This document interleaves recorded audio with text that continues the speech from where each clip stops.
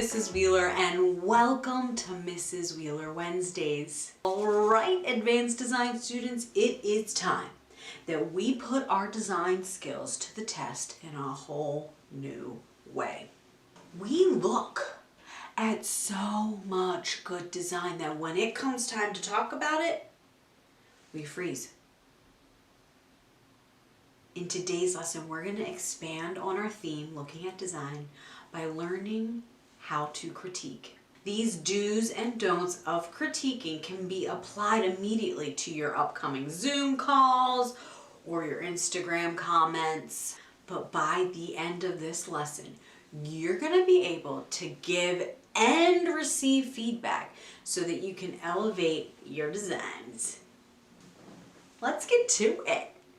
Before starting any critique, give the designer a chance to discuss their artwork.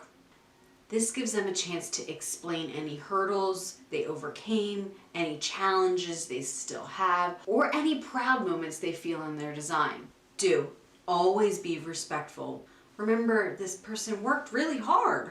Don't take offense or take it personally. Instead, start thinking of solutions.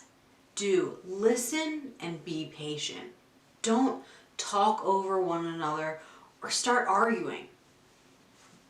Cut that out. Just cut it off. Do state the problem in the design and be specific. Use those elements and principles we've talked about to really get your point across. Don't use vague words like nice, cute, ugly. That's not productive or helpful. It doesn't communicate your message very well. Do be ready with a solution or an idea. Now, the designer doesn't have to take it, but it's helpful to move them forward. Don't use the person's name. And this might sound weird, but listen to this. Johnny doesn't know how to use white space. Versus, the white space is a little unbalanced. See the difference? It doesn't sound like you're accusing the person. Do allow both positive and negative feedback, and don't just give positive or just give negative feedback. Do ask the designers questions. Did you try using this? Did you investigate that? Did this layout work? So on and so forth. Don't assume that the designer didn't already try your solution. That's why you have to ask them and understand their process to give the best solution. Do think of the order of importance.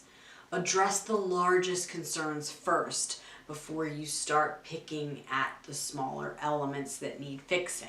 Don't think your suggestion is the best thing ever, that it's gonna fix everything, that you're just so cool. And if the designer doesn't use it, don't take offense. Okay? We're about being nice, and we're about being supportive, and we're about just making each other better.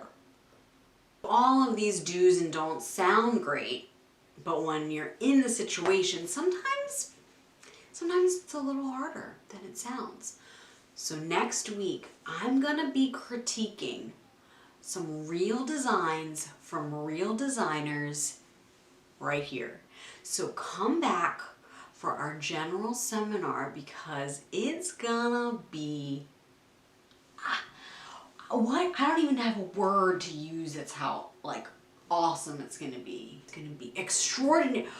Oh, extraordinary. I like that. So tune in next week for our general seminar because it's gonna be extraordinary.